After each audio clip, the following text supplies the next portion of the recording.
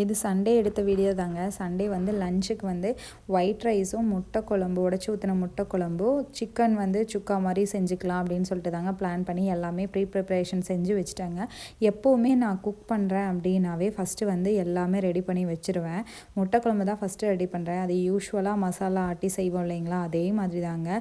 பெரிய பெரிய வெங்காயம் கொஞ்சம், சின்ன வெங்காயம், அதுக்கப்புறம் தேங்காய், மல்லி, சீரகம், மிளகு, வரமிளகா, சோம்பு, பட்டை, கிராம்பு, ஏலக்காய் இதெல்லாமே எடுத்துகிட்டு நல்லா எண்ணெயில் வதக்கிட்டு தேங்காயும் போட்டு நல்லா வதக்கி மல்லித்தூளும் போட்டு நல்லா வதக்கி அரைச்சிக்க வேண்டியதான். இப்போ வந்து சிக்கன் வந்து குக்கர்லேயே வந்து தாளித்து விடுறேன். குக்கரில் வந்து யூஸ்வலாக வந்து தாளிக்கிற மாதிரி தாங்க. எண்ணெய், பெரிய வெங்காயம், கருவேப்பிலை, பச்சை மிளகாய் எல்லாம் போட்டு வதக்கிட்டு இஞ்சி பூண்டு வந்து நான் தட்டி ஆட் பண்ணியிருக்கேன்.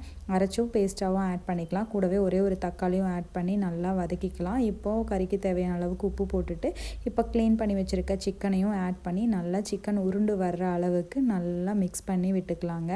சிக்கன் வந்து நல்லா எண்ணெயிலே ஒரு 5 to 10 minutes வந்து குக் ஆகட்டும். அதுக்கப்புறம் வந்து நம்ம நல்லா வெந்ததுக்கப்புறமா மசாலா பொடி எல்லாமே ஆட் பண்ணிக்கலாங்க. அதுக்குள்ளே வந்து நான் வந்து வதக்கி வச்சுருந்த அந்த மசாலா ஆறுனதும் மிக்ஸி ஜாரில் ஆட் பண்ணி அரைச்சிட்டேன். இப்போ வந்து சிக்கன் உருண்டதுக்கப்புறம் நான் வந்து சிக்கன் மசாலா தூளும் வரமிளகாத்தூளும் மட்டும் ஆட் பண்ணியிருக்கேன். மிக்ஸ் பண்ணிவிட்டு கொஞ்சமாக கை நிறைய கொத்தமல்லியும், உப்பு செக் பண்ணிவிட்டு உப்பு பத்தலைன்னு சொல்லி உப்பு ஆட் பண்ணிவிட்டு மூடி போட்டு ஒரே ஒரு விசில் மட்டும் குக் பண்ணி எடுத்துக்கிட்டேங்க. சிக்கன் ரொம்ப நேரம் வேகக்கூடாது, சாஃப்டாக இருக்காது, ரொம்ப ஹார்ட் ஆகிடும். அதனால் சிக்கன் வேகிற கேப்புக்குள்ளே குழம்புமே தாளித்து விட்டுறலான்னு சொல்லிட்டு கடாயில் எண்ணெய், பட்டை, கிராம்பு, லவங்கம்லாம் ஆட் பண்ணிவிட்டு நல்லா வதக்கிட்டு ஒரு பெரிய வெங்காயம், ஒரு வரமிளகா, கருவேப்பிலை இதுவும் போட்டு நல்லா வதக்கிட்டு இப்போ நம்ம அரைச்சி வச்ச மசாலா பேஸ்ட்டையும் ஆட் பண்ணிக்கலாம். ஆட் பண்ணிவிட்டு நல்லா குழம்புக்கு தேவையான அளவுக்கு தண்ணி ஆட் பண்ணி உப்பு ஆட் பண்ணி நல்லா மிக்ஸ் பண்ணிக்கலாம். குழம்பு நல்லா கொதித்து வரணுங்க. கொதிக்கிற வரைக்கும் நம்ம விட்டுறலாம், இல்லைன்னா பச்சை வாசனை அடிக்கும். நல்லா குழம்பு கொதித்து திக்காகி வரும். இப்போ இந்த கேப்புக்குள்ளே வந்து முட்டையை வந்து நான் வந்து தனித்தனியாக எடுத்து ஒரு கப்பில் உடச்சி தாங்க ஆட் பண்ணுவேன் ஊற்றி.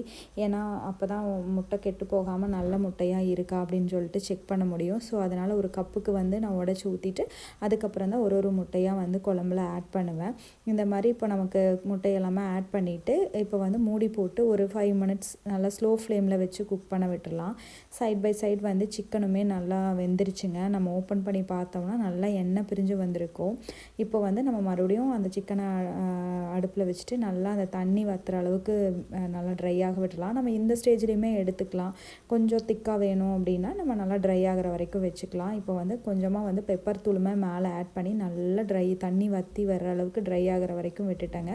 சைடில் வந்து முட்டை குழம்புக்குமே வந்து அப்பப்போ அழுங்காமல் பரட்டி விடணும். முட்டை உடஞ்சிடக்கூடாது, அந்த அளவுக்கு நல்லா பரட்டிட்டு இப்போ வந்து சிக்கனுமே நல்லா வெந்துருச்சு, குழம்புமே ரெடி ஆயிடுச்சு. ஃபைனலாக கை நிறைய கொத்தமல்லி தழை தூவி இறக்குனா சூப்பரான முட்டை குழம்பு ரெடிங்க. ரொம்ப ஈஸி, ஆனால் ரொம்ப டேஸ்ட்டு சூப்பராக இருக்கும். கண்டிப்பாக ட்ரை பண்ணுங்கள். மதியம் லஞ்ச் இப்படி தாங்க போச்சு.